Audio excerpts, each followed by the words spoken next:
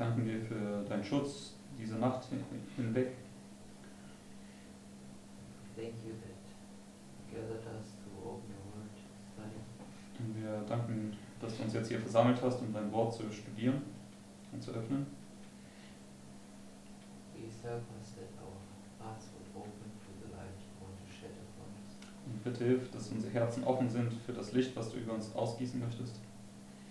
So that it would transform us. Sodass es uns verwandeln kann. And that we are able to give it to people around us. Und dass wir in der Lage sind, es Leuten um uns herum weiterzugeben. We ask that you would send your angels now. Wir bitten dich, dass du deine Engel jetzt senden mögest. As you promised, as you commanded us to gather the oil, we ask that you would give it unto us.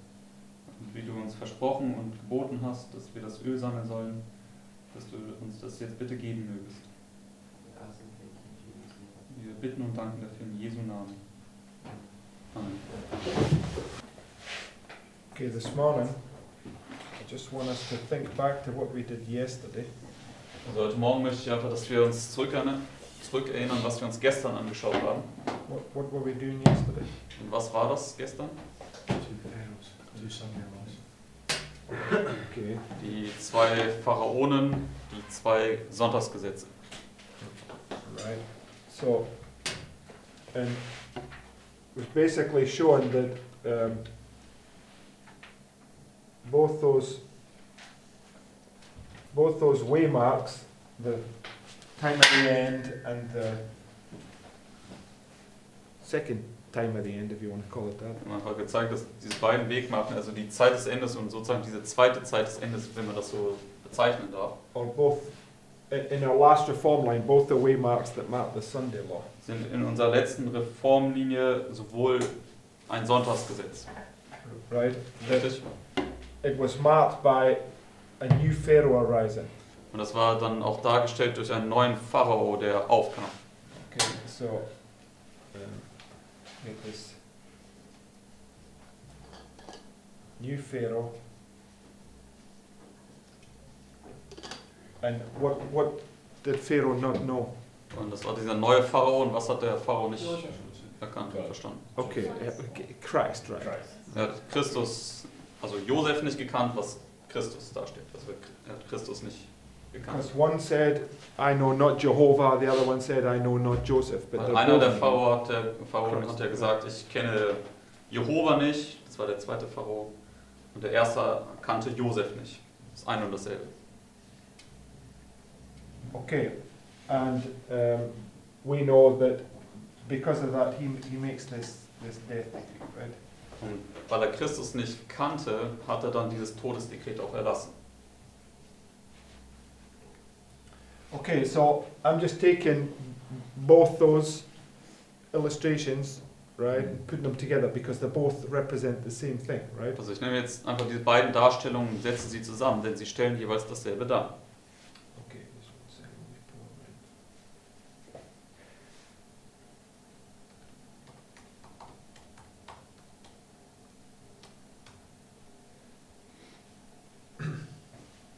Okay, let's go now to Daniel chapter 2. Gehen wir jetzt zu Daniel Kapitel 2.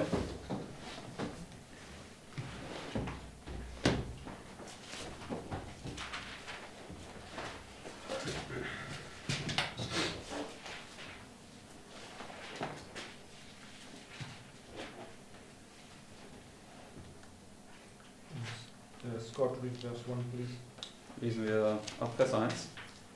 And in the second year of the reign of Nebuchadnezzar, Nebuchadnezzar dreamed dreams wherewith his spirit was troubled, and his sleep brake from him. Okay, so where are the kings of the earth troubled? Wo sind die Könige der Erde beunruhigt? Right here, right? Also hier im Sonntagsgesetz. So Die Erschütterung der Erde. the nations are troubled. Hier sind die Nationen beunruhigt. And do they understand why that troubles come upon them? Und verstehen sie, warum diese Trübsal über sie gekommen ist? Nein. No, right? So okay, there was a point that also I forgot to mention yesterday, that when Moses comes before Pharaoh and to tell him to let my people go, right? Also wenn Mose hier vor Pharao kommt und sagt, lass mein Volk ziehen, And Sister White says that when he says let my people go, she says that it's marked in the Sunday law of Christ. und irgendwann sagt er, dass wenn er sagt, lass mein Volk ziehen, das markiert dann die Sonntagsgesetzkrise dort. It says although Pharaoh heeded his message, it says that he was restrained from doing anything to God's people. Da sagt er irgendwann, dass auch, obwohl Pharao diese Botschaft des Mose gehasst hat, wurde er gezügelt, irgendwie Mose Schaden zu tun. Okay, so what's the restraint right here? Was ist dieses Zügeln hier? Four winds, right? Die 4 Winde, die hier gezügelt werden. We know that this is Satan's armies or Satan's battle plan. He is restrained, right? Also wir wissen, das stellt dann die Satans Armeen dar, die hier gezügelt werden, oder Satans Schlachtplan. Okay, now go to okay, and down to because Pharaoh's trouble. We're not going to read all of these things. So, he goes to the magicians and astrologers, right? Pharaoh oder Nebukadnezar? No, Also wenn jetzt Nebukadnezar hier beunruhigt ist, dann geht er zu den Magiern und Zeichendeutern. does it matter? No. No, because the other day, what were we showing? Aber es ist dasselbe ja auch mit Pharao, deswegen ist das kein Unterschied. What were we? Pharaoh and Nebuchadnezzar represent the same thing, right? Denn gestern haben wir ja gezeigt, dass Pharao und Nebukadnezar dasselbe darstellen. Okay, so okay, so he goes to the magicians and astrologers, and he asks them how many times. Er geht jetzt zu den Magiern und Zeichendeutern und fragt sie jetzt wie oft. 3 times, right? Fragt sie jetzt 3 Mal. And he says there is but what? Und Nebukadnezar sagt ihnen, da gibt es jetzt nur ein Dekret für euch. Okay, so verse 12. Vers 12. Daniel 2, Vers 12. Marius, read that please. For this cause the king was angry and very furious, and commanded to destroy all the wise men of Babylon. Okay, so the king was what? He's angry and furious, and because of this, he wants to destroy how many people? Also der König war jetzt zornig und wütend, und wie viele will er jetzt töten? Alle. No, all the wise men, right? Aber nicht, ihr müsst genauer sein, alle Weisen möchte er. Okay, and who does the wise men consist of? Und wer war unter den Weisen? Okay, Sowohl die falschen als auch die wahren Propheten. the king is wroth here, and he wants to destroy. I'm just going to write both classes, Also der König ist jetzt hier zornig und er möchte hier beide Klassen umbringen. because the wise men of Babylon consisted of both the righteous and the unrighteous, Denn right? die Weisen Babylons waren sowohl die Gerechten als auch die Ungerechten. Now, David, go to Exodus chapter 2, Gehen wir verse jetzt zu 15. 2. Mose Kapitel 2, Vers 15. 2. Mose 2, Vers 15.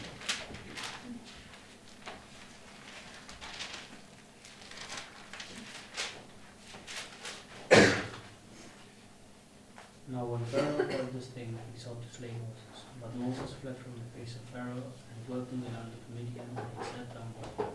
Now, so we marked this here yesterday, right?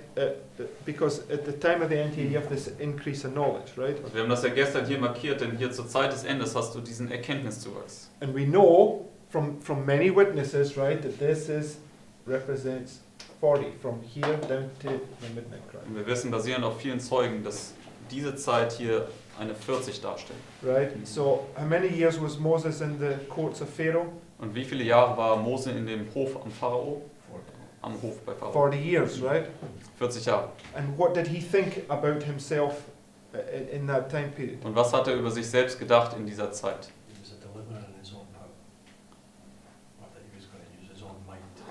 dass er seine eigene Kraft benutzen würde, um zu befreien. He was somebody that was trusting in his own strength, right? Das war also jemand, der in seine eigene Kraft vertraut hat. But specifically, it says that he was going to, or should it say, Pharaoh thought that he was going to overthrow Egypt, right? Und Pharao hat ja dann gedacht, dass Mose drauf und dran war, Ägypten umzustürzen. And Moses also thought that through him and all the rest of the Jews that they would rise up and defeat Pharaoh in their own strength, right? Und Mose ebenso hat das ja geglaubt, dass er und die ganzen Juden jetzt aufbegehren würden, um jetzt Pharao und seine Armee letztendlich umzustürzen. But there was another Moses, right? Aber dann gab es ja noch einen anderen Mose, stimmt's? Who was in the wilderness for 40 years looking after sheep. Der für 40 Jahre in der Wüste war und die Schafe gehütet hat. He was a shepherd, right? Er war ein Hirte. So there was one Moses that represents the shepherd and another Moses that represents somebody who thinks that they can do everything in their own Also strength, es gab right? also einen Mose, der diesen Hirten darstellt, und dann gibt es diesen anderen Mose, der geglaubt hat, alles in eigener Kraft zu tun So why is the king oder tun zu können. wroth here? Warum ist der König jetzt hier zornig? Moses killed somebody in his own strength. Yes, because when Moses killed this man, this was the confirmation now that Moses was about to take over the land of Egypt and with the armies of Israel. Also, weil Right? Mose ja hier diesen Mann in eigener Kraft getötet hat, und das war für Pharao die Bestätigung, dass Mose dabei war, jetzt Ägypten umstürzen zu wollen. So what's going to make the king wrath right here to destroy both Moses? Also was wird den König also hier zornig machen, um beide Mose zu töten? Public evangelism in their own strength. Yeah, those that go into the city, right, to take on the world in their own strength, right? Also diejenigen, die in die Städte gehen werden, um die Welt in eigener Kraft zu erobern. Okay, we know that they're going to go in the cities and say that this atomic bomb going to drop on you or whatever, right?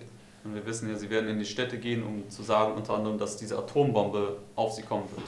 So what's it telling us that the result of that is? Und was sagt es uns folglich schon? Was wird das Resultat davon sein? And you need to pay attention to this because this result right here is what's going to come upon everybody. Und ihr müsst da jetzt wirklich sehr achtsam sein, denn dieses Resultat wird auf jeden kommen von uns. On the wise.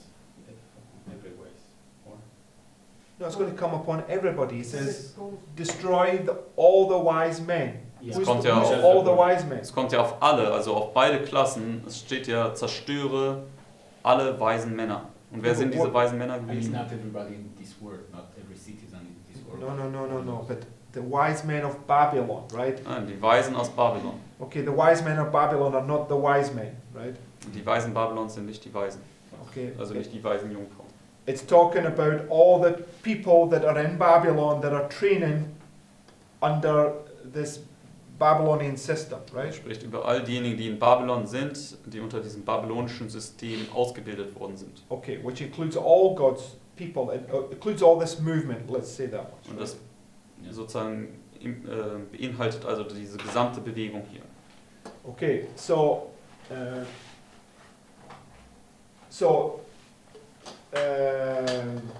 Nebuchadnezzar wants to destroy all the wise men of Babylon, and Pharaoh, right, seeks to slay Moses. Also Nebukadnezar möchte alle Weisen Babylons umbringen, und Pharao möchte hier auch den Mose töten. So you have both Pharaoh and Nebuchadnezzar. Also haben wir Pharao und Nebukadnezar. Both wrath, both wanting to kill God's people right here. Beide Right? sind hier zornig und beide wollen hier Gottes Volk umbringen. Right? I'll see the pattern, Kann right? jeder das Muster erkennen? Okay. But it says there in verse 15, but Moses did what? Aber in Vers 15 steht dann, was hat Mose getan? Fled. Okay, which Moses fled? Er ist geflohen. Und welcher von den beiden Mose ist geflohen? The ship of Moses. Where does it say that? In verse 15, which Moses is Pharaoh angry with? In Vers 15, mit welchem Mose ist dort der Pharao wütend? The one who slew the The one that slew him, right? Mit dem Mose, der den Ägypter erschlagen hat. So, what is this? The one that has slain the thing, what does he do?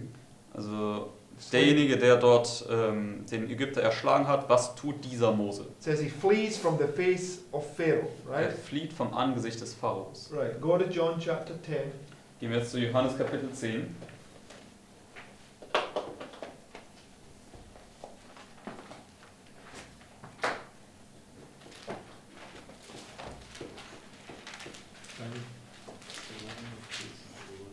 Daniel, you need to speak up, I can It's hear the woman that flees into the wilderness.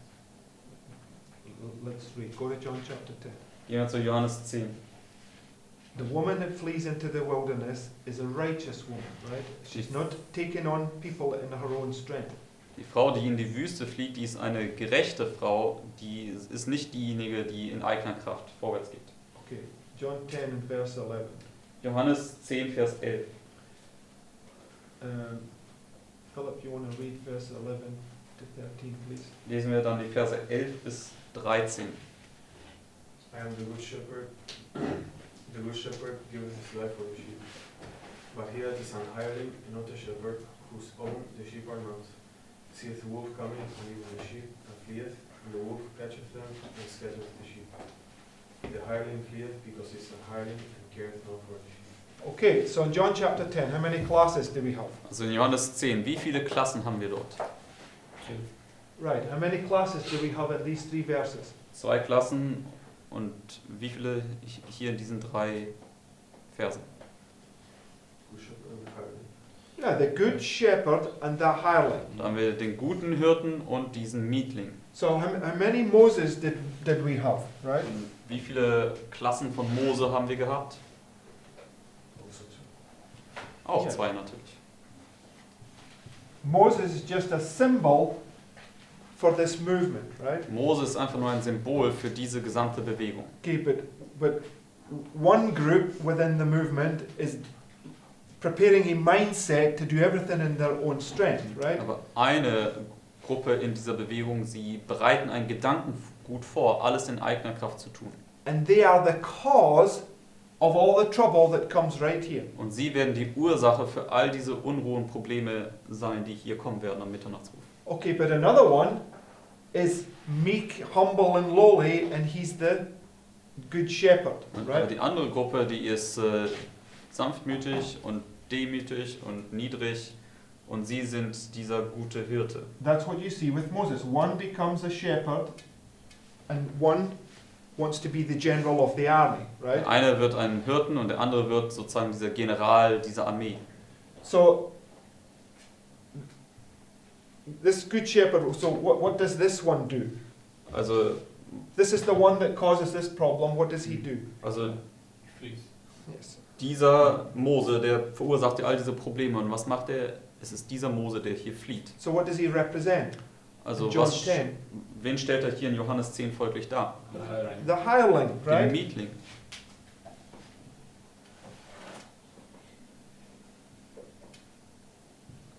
That's why we've got to bring all the things together and to try and understand these things. Deswegen wir müssen alle diese Dinge zusammenbringen und dann versuchen, sie zu verstehen. So it says he sees the wolf coming, right? Denn es steht ja hier in Johannes 10, er sieht den Wolf kommen. And in the book of Obadiah, it tells us that Babylon is the wolf. Let's just go there and I'll show you that. Im Buch Obadiah spricht es dann über diesen Wolf.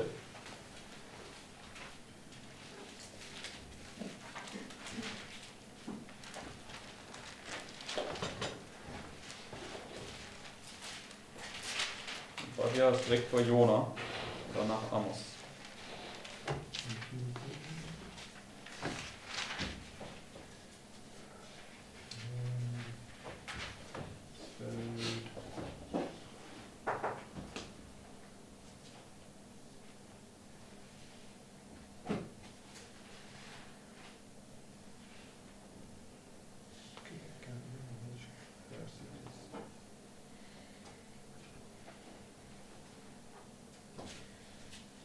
Wenn wir jetzt was Habakkuk,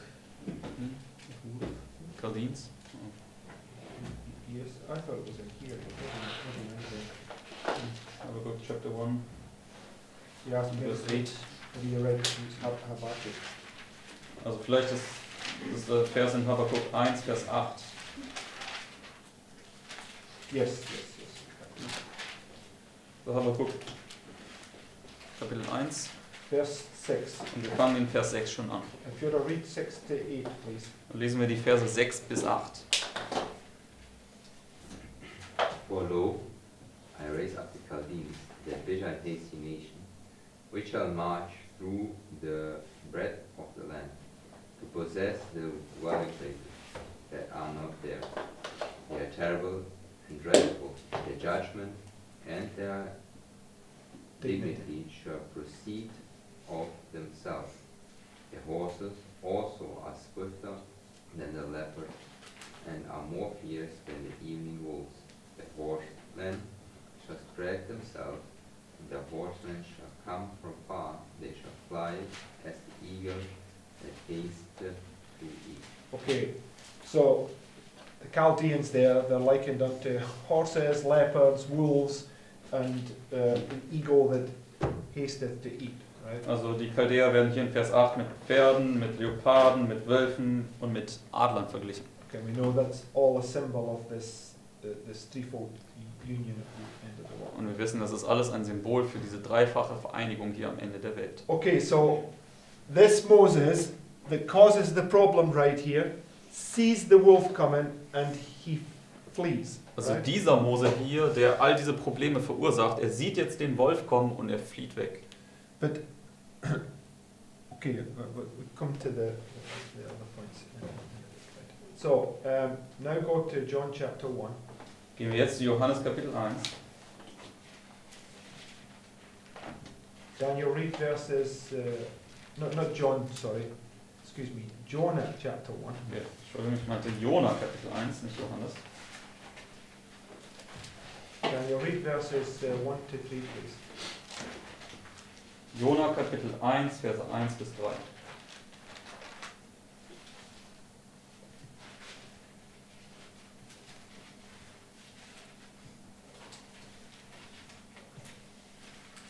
The word of the Lord came unto Jonah, the son of Amittai, saying, Rise, go to Nineveh, that great city, and cry against it, for their wickedness is come up before me.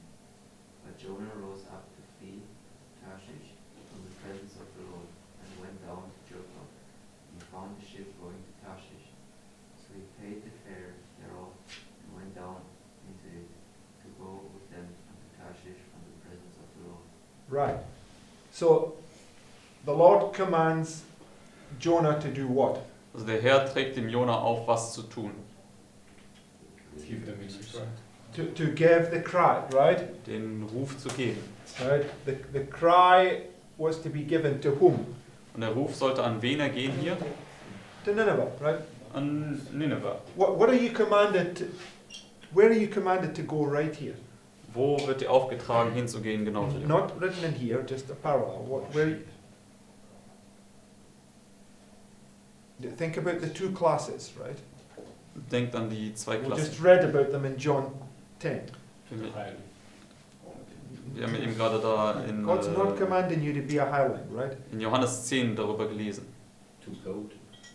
No, listen to what I'm saying. God's commanding us to go somewhere, and we've already read it in John chapter 10. Also der Herr gebietet uns, irgendwo hinzugehen und Johannes 10 sagt uns, wohin das ist. So in John 10, there's two classes, right? So it's not the class that's fleeing. So what has he commanded us to do? Also in Johannes 10 gibt es diese zwei Klassen und es ist nicht die Klasse, die flieht. Christ says, I am the good shepherd. I give my life for my sheep. So what has God commanded us to do? Also Jesus sagte, ich bin der gute Hirte und ich gebe mein Leben für die Schafe. Also was gebietet er uns zu tun? Okay, you're commanded to go to the cross, right? Also er gebietet uns, ans Kreuz zu gehen. And how do we go to the cross? Right here. Und wie gehen wir hier ans Kreuz? How does it look like?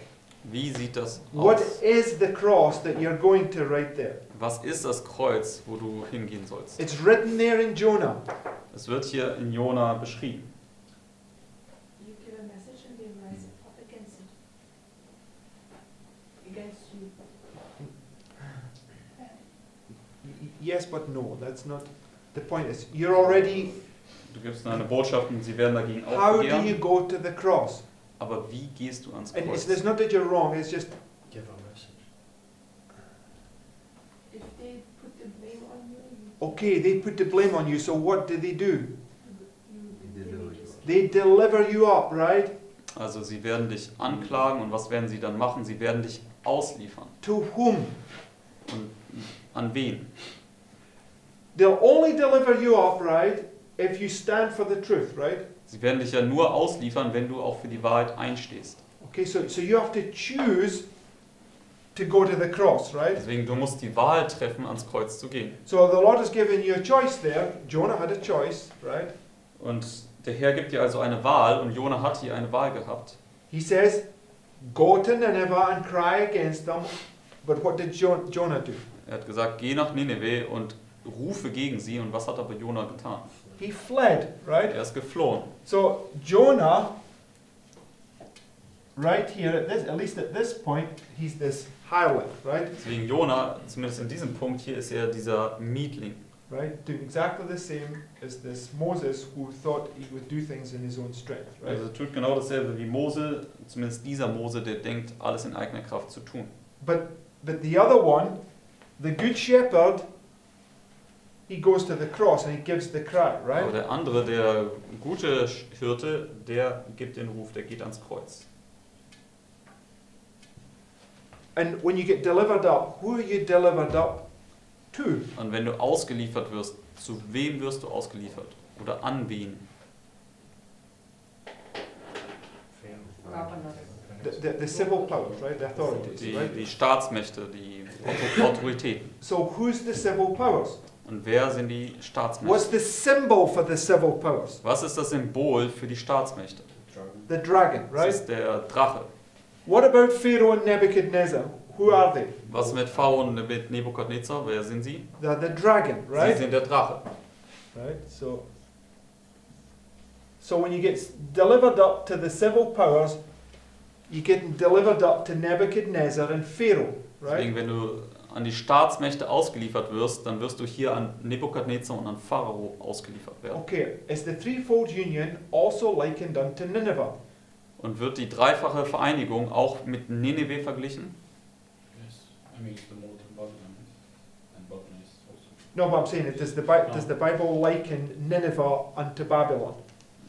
It's a great city. Yes, that great city, right? Ja, sie wird auch als diese große Stadt bezeichnet. Okay, so you can now understand when the Lord is saying, "Go cry against Nineveh," He's saying you got to go to the cross, right? Also wenn der Herr sagt, geh und rufe gegen Nineveh, dann bedeutet das, dass der Herr sagt, geh ans Kreuz. Because when you're faithful right here, you're this good shepherd, you're going to give your life for the sheep, right? Deswegen, wenn du treu bist hier und dieser gute Hirte bist, dann bist du bereit, dein Leben für die Schafe zu geben. And you know, in order for that to happen, you must go to the cross here and give a faithful message to the state powers, right? Deswegen, du weißt, du musst dann hier ans Kreuz geben und eine treue Botschaft an diese Staatsmächte geben.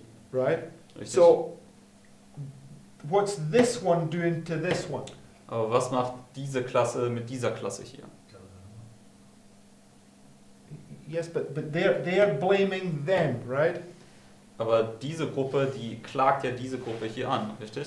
Okay, they caused the trouble, but they put the blame upon them, right? Also sie werden diese ganzen Probleme verursachen, aber sie werden die ganzen Probleme ihnen ankreiden. Because it says here, the king says, destroy both classes. Deswegen sagt er hier, der König sagt, zerstöre beide Gruppen, beide Klassen. But this class is going to try to get out of it, and they're going to blame you, right? Aber diese Klasse, die wird versuchen, da rauszukommen, indem sie dich anklagen wird. This is what it teaches in the story of Leviticus 16, right? Und das ist ja, was auch 3. Mose 16 uns lehrt. Because the lots are being cast, right? Denn die Lose werden ja dort geworfen. And are they all cast in lots here for God's people?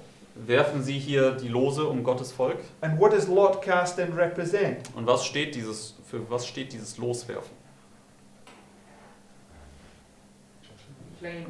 Yeah, they're trying to put the blame on somebody and they're looking for who to put the blame on, right? Sie schauen aus nach jemandem, dem sie die Schuld zuschieben können und schauen nach einem Sündenbock. Yes, they're looking for a scapegoat, right? Sie schauen nach einem Sündenbock. So, but we know that they are the scapegoat, right? But the scapegoat is going to blame somebody else because he does not want to go to the cross. Wir Right? wissen, dass an sich diese Gruppe wirklich der Sündenbock ist, aber der Sündenbock versucht, einen anderen Sündenbock zu finden, weil sie nicht ans Kreuz gehen wollen. Right? Richtig? Okay, so go to Genesis chapter 3. Gehen wir jetzt zu Genesis Kapitel 3, We'll see this principle. 1. Mose 3, da werden wir dieses Prinzip wieder entdecken. Genesis 3. Sandra, read verses 6 through 8, please. Und wir werden die Verse 6 bis 8 lesen. 1. Mose 3, 6 bis 8.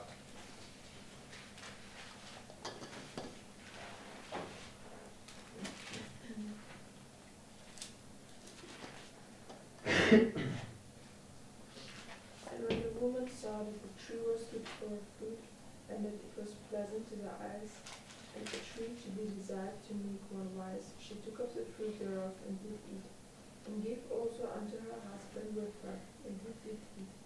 And the eyes of both were opened, and they knew that they were naked, and they sewed fig leaves together and made themselves aprons. And they heard the voice of the Lord God walking in the garden in the cool of the day. And Adam and his wife hid themselves from the presence of the Lord God amongst the trees of the garden. Right. So you have a woman here, right? Also wir haben eine Frau hier. Faithful or unfaithful? Treu oder untreu? Unfaithful. Untreu. And what does she do? Und was möchte sie machen? No, we're not near that point yet. What does she do? Was macht sie hier? Well, she ate of something that she was not meant to eat of, right? Also sie isst ja von etwas, was ihr nicht erlaubt war zu essen. Right? Richtig? So she eats of the forbidden fruit. So what is she receiving right there? Also sie isst ja von dieser verbotenen Frucht, was erhält sie also folglich hier? The strong delusion, right? Diese starke Täuschung. So she represents this movement right here that's going to deceive others, right? Also sie stellt jetzt hier diejenigen aus der Bewegung dar, die jetzt andere verführen werden. And she caused Adam to fall because Adam hearkened to her voice rather than to the voice of God, right? Und sie hat dafür gesorgt, dass Adam fiel, denn Adam hat mehr auf ihre Stimme gehört als auf die Stimme Gottes. So when that took place, what condition were they? Und als das stattfand, in welchem Zustand waren sie? Naked, Sie waren right? dann nackt. Okay. Whereas the good shepherd, what does he have on? Wohingegen der gute Hirte, was hat er an? The wedding gown. Er right? hat das Hochzeitsgewand an.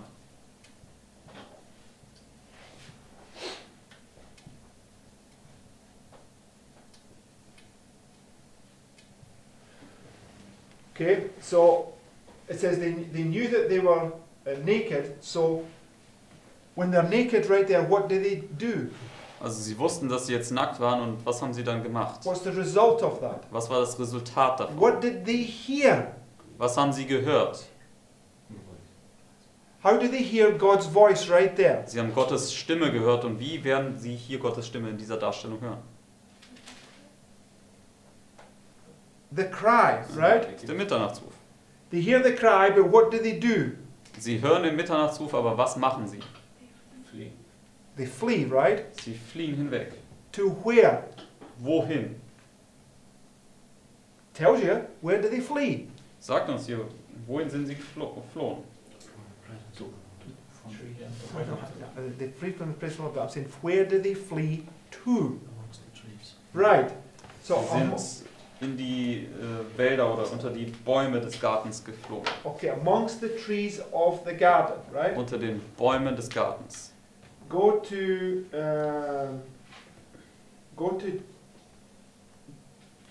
Ezekiel chapter 30. 31, I think. Yeah, maybe it's the. Also Hesekiel Kapitel 31.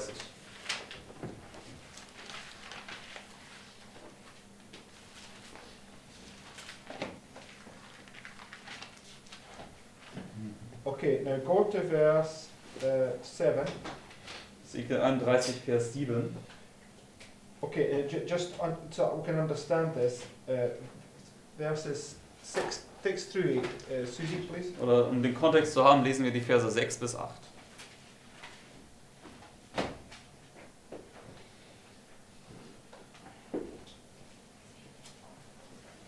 Hesekiel 31, Verse 6 bis 8.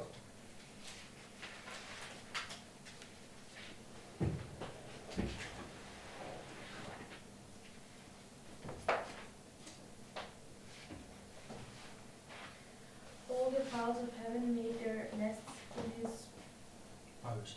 boughs, and under his branches did all the beasts of the field bring forth their young, and under his shadow dwelt all great nations.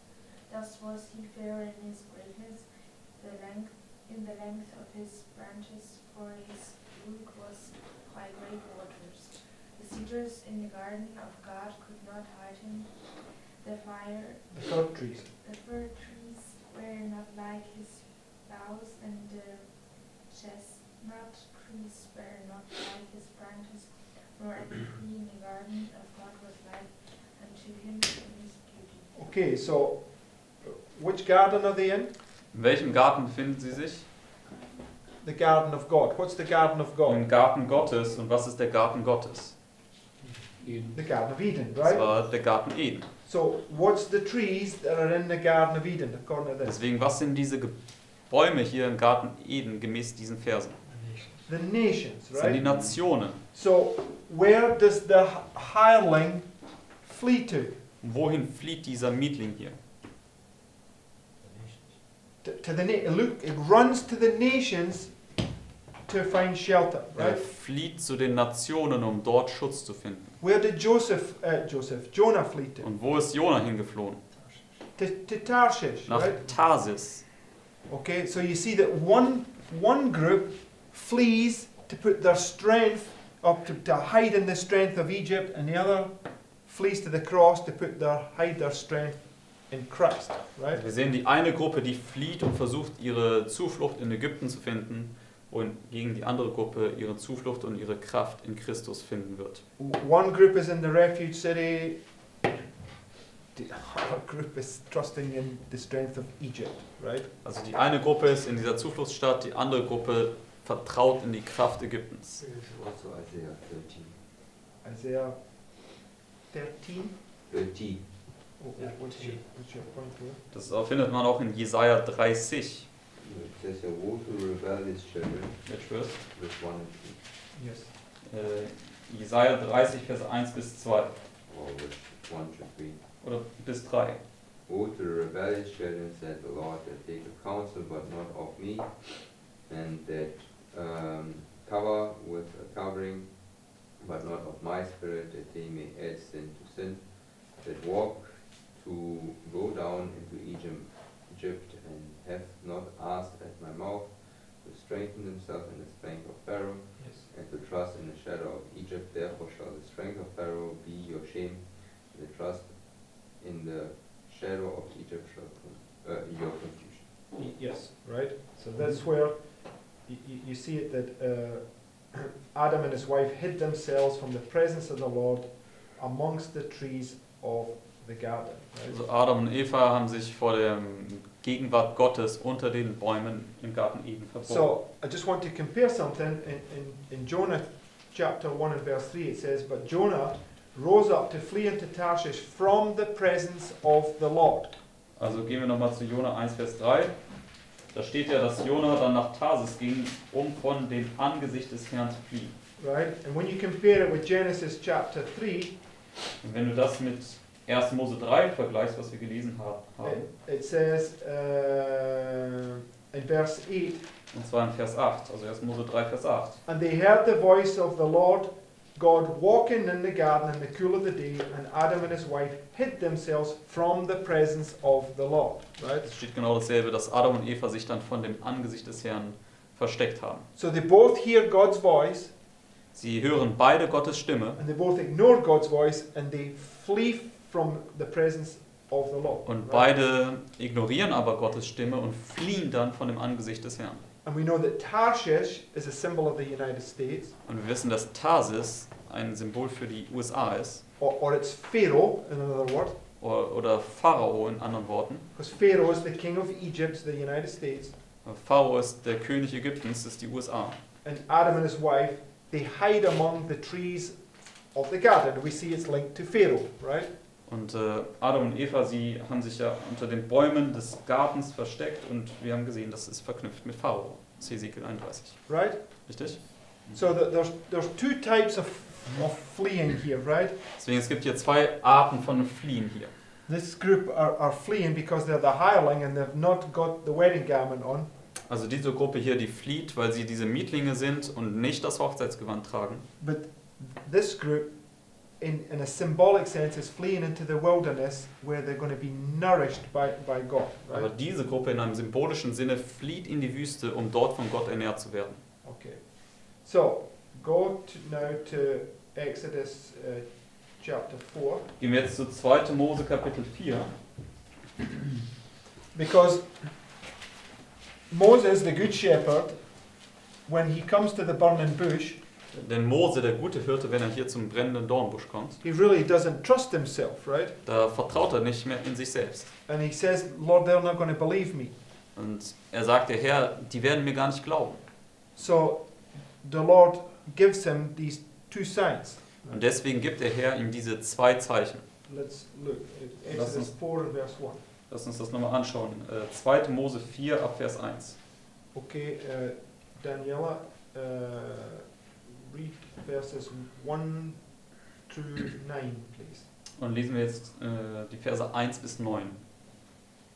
And Moses answered and said, But behold, they will not believe me, nor hearken unto my words, for they will say, The Lord hath not appeared unto thee. And the Lord said unto him, What is that in thine hand? And he said, A rod. And he said, Cast it on the ground. And he cast it on the ground, and it became a serpent. And Moses fled from before it. And the Lord said unto Moses, Put forth thine hand, and take it by the tail. And he put forth his hand and caught it, and it became a rod in his hand, that they may believe that the Lord God of their fathers, the God of Abraham, the God of Isaac, and the God of Jacob, hath appeared unto thee. And the Lord said furthermore unto him, Put now thine hand into thy bosom. And he put his hand into his bosom, and when he took it out, behold, his hand was leprous as snow. And he said, Put thine hand into thy bosom again. And he put his hand into his bosom again, and plucked it out of his bosom, and behold, it was turned again as his other flesh. And it shall come to pass, if they will not believe thee, neither hearken to the voice of the first sign, that they will believe the voice of the latter sign. And it shall come to pass, if they will not believe also these two signs, neither hearken unto thy voice, that thou shalt take of the water of the river, and pour it upon the dry land. And the water which thou takest out of the river shall become blood upon the dry land. Okay, so in order for them to believe, he gives them these two signs, right? Also, damit das Volk glauben kann, gibt Gott dem Mose diese zwei Zeichen. Okay, so he says, cast your rod upon the ground, and what did it become? Er sagt, wirf den Stab auf den Boden und zu was wurde der Stab? A serpent, right? Zu einer Schlange. And what did Moses do? Und was hat Mose dann gemacht? Er ist geflohen. Fled from the serpent, right? So this is, and just go to Revelation 12. Das ist eine Parallele zur Offenbarung 12. Now we know that Gehen wir dahin. the perfect fulfillment of the woman fleeing in Revelation 12 is here at the 9th hour. Und wir wissen, dass die perfekte Erfüllung von dem Text hier, dass die Frau in die Wüste flieht, hier zur 9. Stunde zu markieren ist. But we know that this is also the last week, right? And this is 1260, and this is 1260. Aber wir wissen, dass das hier auch die letzte Woche ist, wo das Kreuz in der Mitte ist und du 1260 hier hast und 1260 hier. So we know that the experience is the same in both, right? Deswegen wir wissen, die Erfahrung wird letztendlich in beiden Teilen hier dieselbe sein vom The, Prinzip the her. difference is here you're under grace, here you're filling the earth with the glory of God, right? Also der Unterschied ist nur, dass hier du noch Gnade hast und hier erfüllst du dann die Erde mit der Herrlichkeit Right. Gottes. Das, Here you have an intercessor, here you have no intercessor. hier hast du noch einen Fürsprecher, dort hast du dann keinen Fürsprecher mehr. Okay.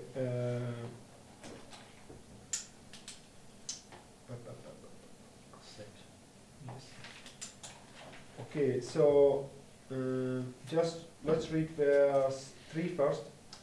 Lass uns in Offenbarung 12 mit Vers 3 beginnen. And there appeared another wonder in heaven, and behold, a great red dragon, having 7 heads and 10 horns and 7 crowns upon his head. Okay, read verse 9, Margaret. Und jetzt lesen wir noch Vers 9. And the great dragon was cast out, that old serpent called the devil, and Satan, which deceiveth the whole world. He was cast out into the earth, and his angels were cast out with him. So who's the dragon? Also wer ist hier der Drache? Satan. Satan. He's the serpent, Er ist diese Schlange.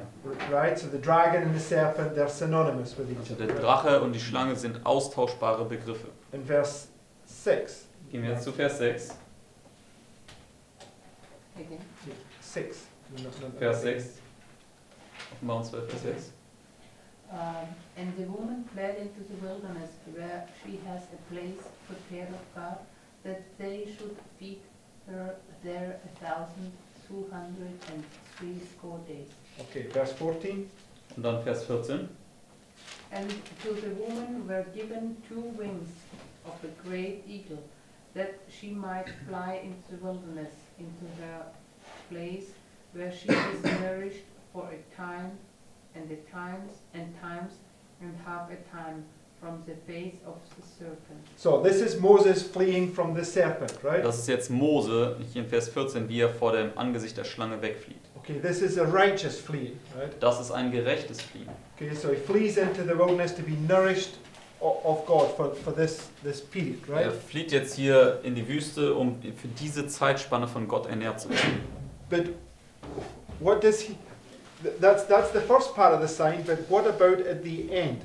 Also dieses Fliehen war das erste Zeichen, und was war aber am Ende? Take hold of his tail. He grabs it by the tail, right? Also was war am Ende dieses Zeichens? Es war, wo dann Mose den Schwanz der Schlange ergriffen hat. And what does it become? Und zu was wurde dann die Schlange wieder? Comes this rod, right? Wurde wieder zu dem Stab. And what's the promise that you receive right here? Und was ist die Verheißung, die wir hier an der 9. Stunde erhalten? The rod or the scepter, Es right? ist dieser Stab oder dieses Zepter. You become the ruler over the nations, right? Du wirst zu dem Herrscher über die Nationen. And the dragon is a symbol of the nations, Und right? der Drache ist ja ein Symbol für die Nationen, stimmt's? So you have hold of him. This is where you do this triumphal entry, right? Du hast also ihm im Griff, das ist, wo du diesen triumphalen Einzug durchführen wirst. Okay, so and again he shows him a second sign. Why is there 2 signs here? Und dann zeigt er ihm noch ein zweites Zeichen. Und warum gibt es da diese 2 Zeichen? Because it's the 6th day and you get double, right? Das ist ja der 6. Tag und du kriegst das Doppelte. It's this this double manifestation of God's power, right? Also es ist diese doppelte Manifestation von Gottes Macht. And yes, and the second one, what is it? What does he do? He puts his hand in there and it's leprosy, right? Also er tut die Hand in den Bausch und sie bekommt Lepra. What Oder was aussätzlich. Job covered in? Womit war Hiob bedeckt? Sore boils. Sore boils, right?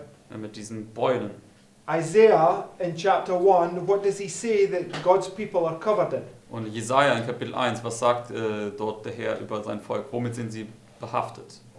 Boils from the sole of the foot to the top of their head, right? Auch mit diesen eitrigen Beulen von Kopf bis Fuß. But when all this gets revealed to Isaiah right here. It says, the same condemnation comes upon him, right? Und wenn Jesaja all das offenbart wird, dann sagt Ellen White, dieselbe Verurteilung kam dann auch über Jesaja selbst. So the revelation of Christ here, what does it make you realize about yourself?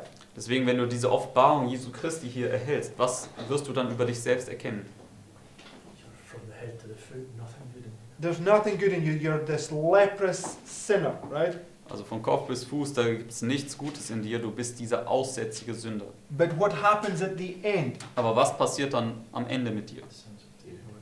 Sins are blotted out, right? Deine It's gone. Sünden werden ausgetilgt, sie sind hinweggenommen. Okay, so we see the contrast here between these two Moses, right? Deswegen, wir können hier diesen Gegensatz zwischen diesen beiden Mose erkennen. Right? Richtig? Just marking these two classes. Es stellt einfach diese zwei Klassen dar. Okay. Now, let's also go to Genesis chapter 40. Gehen wir jetzt auch zu 1. Mose Kapitel 40. Lawrence, you want to read verses 1 to 3, please? Und wir lesen jetzt die ersten 3 Verse. Genesis 40, 1. Mose 40, Vers 1 bis 3. And it came to pass after these things that the butler of the king of Egypt and his baker had offended their lord the king of Egypt. And Pharaoh was wroth against 2 of his officers. Okay, stop there. Who was wroth? Wer war zornig? Pharaoh, right? Der Pharao. Right here. He's wroth against whom? Genau hier im Mitternachtsruf, er ist zornig mit wem? 2 of his officers, right? Mit 2 seinen Offizieren. Right. Okay, read the rest, please, Lawrence. And Pharaoh was wroth against 2 of his officers, against the chief of the butlers, and against the chief of the bakers. And he put them in ward in the house of the captain of the guard, into the prison, the place where Joseph was bound. Right. So, several witnesses here showing that the condemnation comes upon the whole movement, right? Also mehrere Zeugen, die wir jetzt hier haben, um zu zeigen, dass diese Verurteilung, diese Verdammnis über die gesamte Bewegung kommen wird. And you can see that there are 2 groups, right? Und wir können sehen, dass da 2 Gruppen sind. Right. One is going to go to the cross and accept the punishment. The other one is going to try and get out of it, the punishment. Eine right? Gruppe wird ans Kreuz gehen und die Bestrafung annehmen, die andere Gruppe wird versuchen, da irgendwie dem zu entgehen. But the Lord is showing what the result of these 2 choices is going to be right here. Aber der Herr zeigt uns jetzt schon in dieser Geschichte, was das Resultat dieser beiden Entscheidungsmöglichkeiten sein wird. Okay, go now to verse 9. Gehen wir zu Vers 9.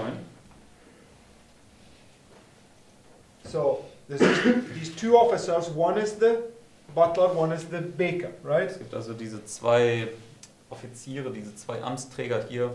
Einer ist der Bäcker, der andere ist der Mundschenk. Okay, so according to what we read yesterday, when Nebuchadnezzar makes this a golden image on the plains of Jura, right? It says all those that refuse to bow down, what comes upon them? Also gestern haben wir uns das ja angeschaut, wenn Nebukadnezar dieses goldene Bild auf der Ebene Dura macht und du dich weigerst niederzufallen, was wird über dich kommen oder gegen dich kommen? No, it doesn't say that. It says imprisonment and death, right? Sagt Ellen White, du wirst bedroht mit Gefängnis und Tod. So both groups here are delivered up into prison, right? Also beide Gruppen werden hier in das Gefängnis ausgeliefert. Okay, so verse 9. It says, Vers 9. and the chief butler told his dream to Joseph and said unto him, in my dream, behold, a vine was before me, and in the vine were 3 branches, and it was though it budded, and her blossoms shot forth, and the clusters thereof brought forth ripe grapes. Right? So what do we see here in verse 10? Also wir haben bis Vers 10 gelesen. Was können wir in Vers 10 sehen? What do we see? Was sehen wir? Everlasting. Yeah, okay, so explain that. How do we see it? Also das ewige Evangelium. Und wie können wir das hier sehen? The bud, the blossom and the... Right, there's the bud, the blossoms, and the ripe grapes, right? Wir haben die Knospe, die Blüten und die reifen Früchte oder Trauben. And where do we put the bud, the blossom, and the grapes? Und wo setzen wir das hin? It's these 3 steps right here, right? Diese 3 Schritte sind das ja. 1, 2, 3, right? 1, 2, 3. Okay, so now the other day when we were going through the Passover, right? Am anderen Tag sind wir durch das Passa gegangen. How many days did Moses, right, when he comes before Pharaoh, right here he says, let my people go that they may what? Als Mose vor dem Pharao kam, hat er gesagt, lass mein Volk ziehen, um was zu tun? 3 days into the wilderness. Um 3 Tage in die Wüste zu And gehen. it's on the Passover that they get released, right? Und es ist ja am Passa, wo sie dann freigesetzt werden. Okay, so the bud, the blossom, and the grapes are parallel to 3 days into the wilderness, right? Also die Knospe, die Blüte und die Trauben sind eine Parallele zu diesen 3 Tagen in die Wüste zu gehen. Right? Richtig? Nod your head for yes, shake your head for no. Right. Ja oder nein? Ja. Go to verse 11. Gehen wir jetzt zu Vers 11. It says, and Pharaoh's cup was in my hand, and I took the grapes and pressed them into Pharaoh's cup, and I gave the cup into Pharaoh's hand.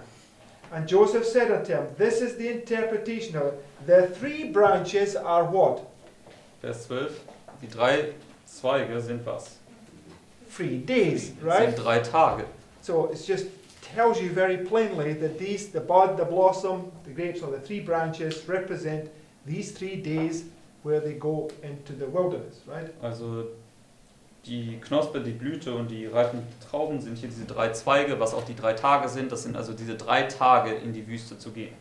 It said, yet within 3 days shall Pharaoh lift up thine head and restore thee unto thy place, and thou shalt deliver Pharaoh's cup into his hand. So what does it say that you're going to do, or the butler's going to do right here? Was sagt es hier? Was wird der Mundschenk hier tun? Right, you're going to Er wird dem Pharao den Kelch geben. give him the cup, right?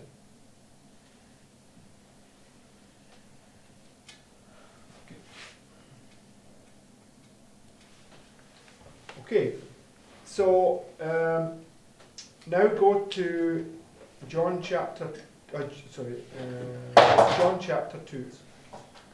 John Chapter 2. John, please. Dann gehen wir jetzt zu Johannes Kapitel 2, Verses 7 through 9. die Verse 7 bis 9. Johannes 2, Verse 7 bis 9.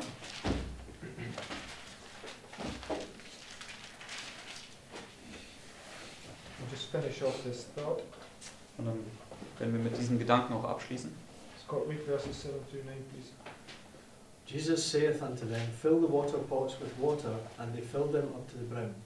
And he said unto them, draw out now, and bear unto the governor of the feast, and they bare it. When the ruler of the feast had tasted the water that was made wine, and knew not whence it was, but the servants which drew the water knew, the governor of the feast called the bridegroom. Okay, so what did Christ do to the water pots? Was hat Christus hier mit diesen Wasserkrügen getan? Go on, you don't know this story. What did Christ do to the water pots? Was hat Christus mit diesen Wasserkrügen getan? Yeah, he said fill them up, and he turned that water into wine, Er right? hat gesagt, füllt sie, und dann hat er sie in Wein verwandelt. And those water pots are a symbol of God's people, right? Und diese Wasserkrüge sind ja ein Symbol für Gottes Volk. Where does that fulfill? Where does he say fill up the water pots? Und wo erfüllt sich das? Wo sagt er, füllt die Wasserkrüge? Right, it's the latter rain, right? Ja, hier zur 9. Stunde, das ist der Spätregen. Okay, you get filled right here, right? Hier werden wir gefüllt werden. And when you're filled up, what do you immediately do? Und wenn du gefüllt wirst, was tust du dann sofort?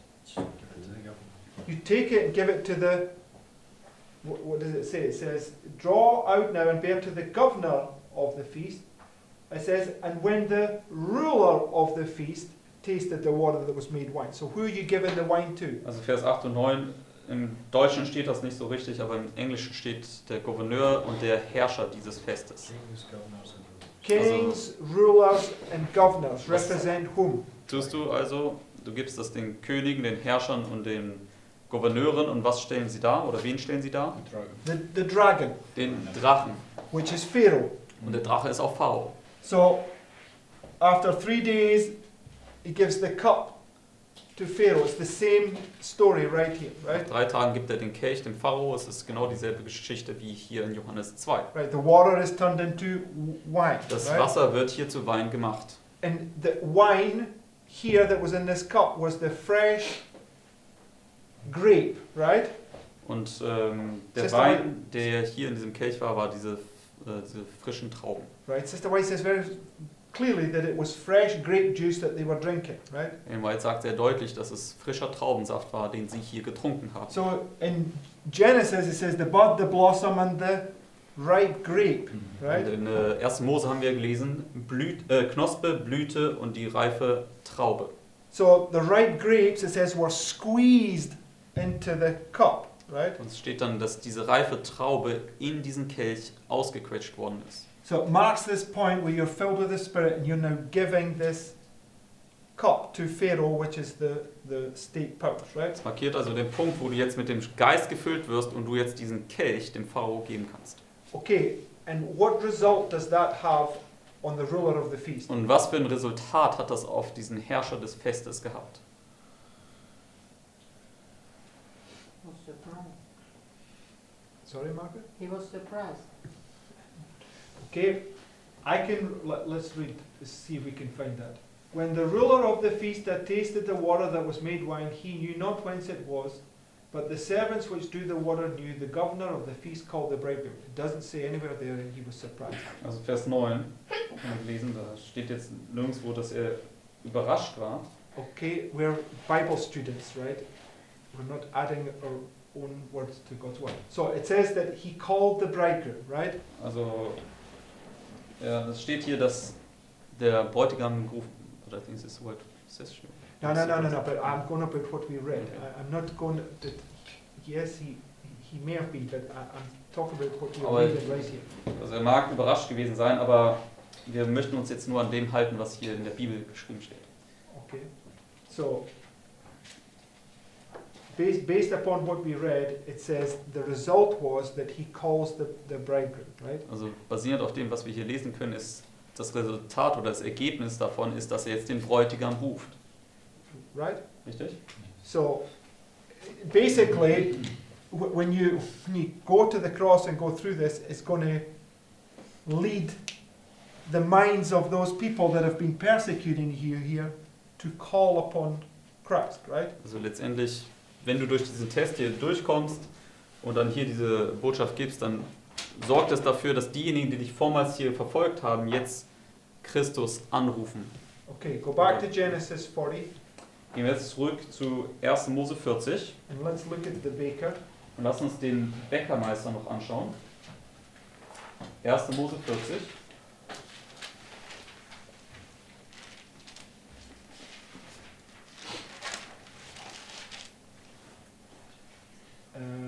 It's Maris, you want to read verses 16 to 19, please? Lass uns dann die Verse 16 bis 19 lesen.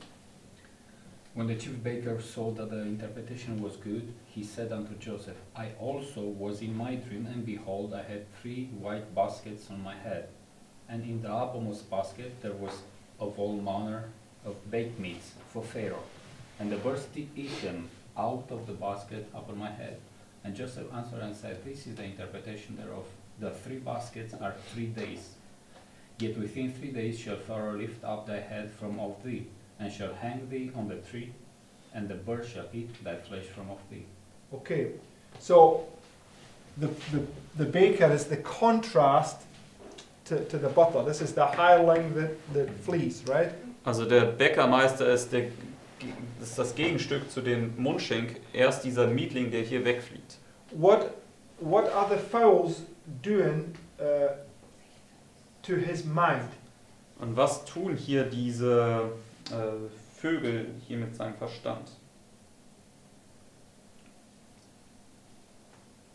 Yeah. They eat the bread.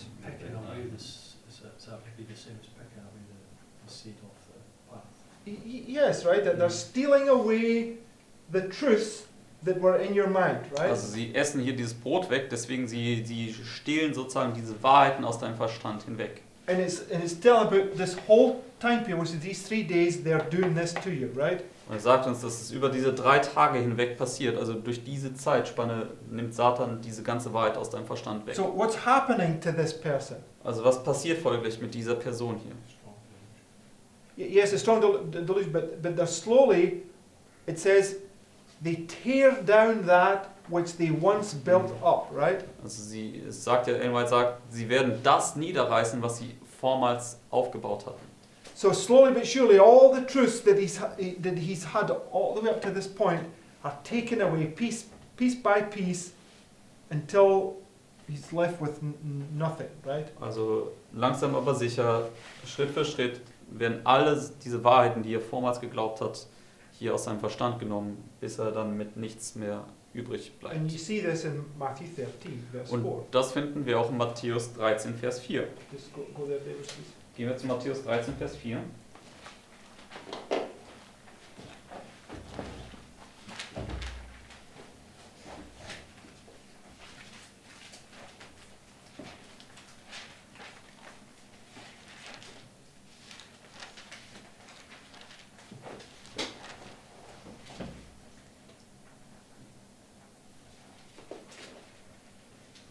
And when he sowed, some seeds fell by the wayside, and the fowls came and devoured them. Okay, so, and if you go to verse 19, David, it just explains it. Und wenn wir dann noch zu Vers 19 gehen, da wird uns dieser Vers erklärt. When anyone heareth the word of the kingdom and understandeth it not, then cometh the wicked one, and catcheth away that which was sown in his heart. This is he which receiveth seed by the wayside. Right? So,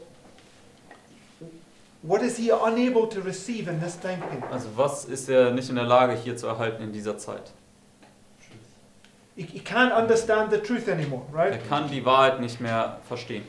So because he can't understand it, he just loses it, right? Und weil er sie nicht verstehen kann, dann verliert er eine Wahrheit nach der anderen. Okay, but there's one group that's going to be gaining in knowledge here, and the other group's going to be losing all their knowledge, right? Deswegen es wird eine Gruppe geben, die hier an Erkenntnis zunehmen wird, aber gleichzeitig diese andere Gruppe, die alle Erkenntnis verlieren wird. Okay, and the fowls, which are birds, come and devour up those seeds, right? Und diese Vögel, die kommen und fressen diesen Samen hinweg. Okay, now just finish off on this point. Go to Revelation 19. Schließen wir noch mit dem Punkt hier ab, mit Offenbarung Kapitel 19. Now, what did it say in Genesis 40 happens on the 3rd day to this man? Und was sagt es hier in Genesis 40? Was passiert hier mit dem Mann, mit dem On Bäckermeister the 3rd day. am 3. Tag? Er ist aufgehängt worden. Yes, it does say he's hanged, right, which is a symbol of Judas, right? Also er wird aufgehängt, was ein Symbol für Judas ist. Right, but what does it say is going to once he's been hanged? What does it say is going to happen? The birds shall eat his flesh, right? Und es steht da, ja, nachdem er aufgehängt worden ist, da haben dann die Vögel sein Fleisch gefressen. So, Philip, read verses 17 and 18. Offenbarung 19, Verse 17 bis 18. And I saw an angel standing in the sun, and he cried with a loud voice, saying to all the fowls that fly in the midst of heaven, Come and gather yourselves together unto the supper of the great God, that he may eat the flesh of kings, and the flesh of captains, and the flesh of mighty men, and the flesh of horses, and of them that sit on them, and the flesh of all men, both free and bond, both small and great. Okay, now we know the perfect fulfillment of that is right here, right? Wir wissen, dass die perfekte Erfüllung von diesen Versen dann hier in der finalen Untersuchung ist. Because it's talking about the punishment that comes upon Babylon. Denn es spricht ja hier über die Bestrafung, die über Babylon ergeht. But the same principle internally is taking place right here for those people that turn away their ears from hearing the truth. Aber right here. dasselbe Prinzip intern gesehen wird hier stattfinden, nämlich mit denjenigen, die hier ihre Ohren abwenden, die Wahrheit zu hören. Like the first fruits of the false class. Yes. Das ist wie die erste Frucht dieser falschen Klasse. Okay, now I'm just building all these things because I want to get to this point here to answer somebody's question that was sent to me the other day. Und ich habe das jetzt alles hier so aufgebaut, um letztendlich zu diesem Punkt hier zu kommen, um jemandes Frage zu beantworten, die mir letztens gestellt worden ist. Okay, so by these two Sunday laws, or these two new pharaohs that rise up, Und durch diese 2 Sonntagsgesetze oder diese 2 Pharaonen, die aufkommen, and when you bring them both together, line upon line, und wir sie beide zusammenbringen, Linie auf Linie, and follow the steps through piece by piece, right? und die Schritte Schritt für Schritt hindurchgehen And understand that Pharaoh and Nebuchadnezzar, they're the same entity, und verstehen, dass Pharao und Nebukadnezar dieselbe Macht ist, and you bring them both together, und wir sie beide zusammenbringen, right? You can see step by step what the Lord's laying out for us. Our experience is going to be right up to this point,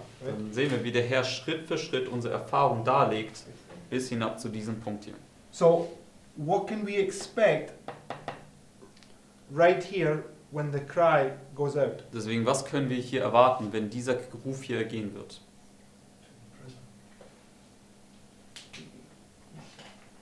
Yes, but you can expect to be blamed for what they have just done, right? Wir können davon ausgehen, dass wir beschuldigt werden für das Werk, was diese ungerechte Klasse getan hat. Right? Richtig? Okay, so, and they're going to put the blame upon you, right? Und sie werden dann aber die Schuld auf dich legen. They're going to try to avert it from themselves so that they don't have to go to the cross, and you have to faithfully endure that. Sie right? werden versuchen, das selbst von sich hinweg oder weg zu reflektieren, hin auf dich, denn sie wollen nicht ans Kreuz gehen und es wird alles auf dich kommen. This is why we need this foot washing right here before that comes. Und Right? deswegen brauchen wir diese Fußwaschung davor, bevor diese Krise hier kommt. Amen. Amen. Okay. One point Yes. to add. Ich möchte noch einen Punkt hinzufügen. Because yesterday I posted this quote about Judas, right? Yes. So it just shows that the Judas of our camp, in a sense, meaning those that are not part of the Pharisees, Sadducees, and Essenes. For us, the last call is here, Yes. and therefore Jonah is not illustrating somebody of our camp that No, still no, can no, repent. no. I don't think any of these. Maybe that's not okay. So, Adam represents somebody from our camp who gets deceived right there by the woman and joins them. That would be this Judas right here. Also ich habe einfach nur darauf hingewiesen, gestern habe ich ein Zitat gepostet, da kann man sehen, dass Judas hier mit der Fußwaschung den letzten Gnadenruf erhält und er fällt ja dann hier im Mitternachtsruf weg und kann nicht mehr wiederhergestellt werden.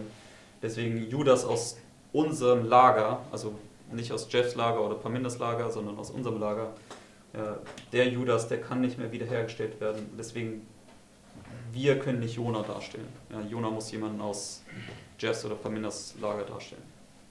Zumindest nach unserer heutigen Erkenntnis. All clearly be seen, by the way. Können wir all diese Dinge klar erkennen? Okay. The interesting is the butler, he's willing to drink the cup, and his job is also to give the cup. The baker, his job is to bake his own bread. Well, where does it say that he bakes his own bread?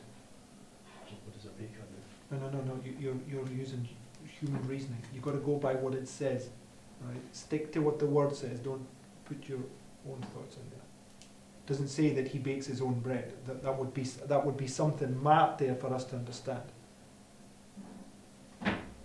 Okay, but we'll take this up again tomorrow, going from this point, right? Und wir werden morgen damit fortsetzen und an diesem Punkt dann hier anknüpfen. Okay, let's Okay. let's go. Lass uns abschließen. Dear Father in heaven, Lieber Vater im Himmel, we want to thank you that you demonstrated so clearly these two groups. wir möchten dir danken, dass du diese 2 Gruppen so klar darstellst. And I want to ask you to help us to strive to be in the first group.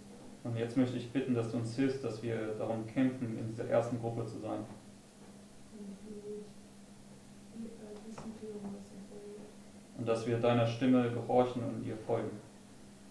And I want to ask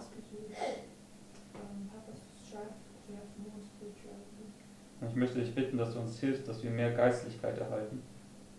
and help us to walk the way according to your principles Und hilf uns heute, gemäß deinen Prinzipien zu wandeln and make the right decisions. und die richtigen Entscheidungen zu treffen. And please strengthen our brothers and sisters who cannot have fellowship as we have. Und bitte stärke auch unsere Brüder und Schwestern, die nicht diese Gemeinschaft haben können, die wir hier genießen. Give us this heavenly love Gib uns bitte diese himmlische Liebe and help us to esteem our brothers and sisters higher than ourselves. und hilf uns, dass wir unsere Brüder und Schwestern höher achten als uns selbst. And we want to thank you for everything we can take out of your hands. Und wir möchten dir danken für alles, was wir aus deinen Händen entnehmen können. In Jesus' name, In Jesu Namen. amen. Amen.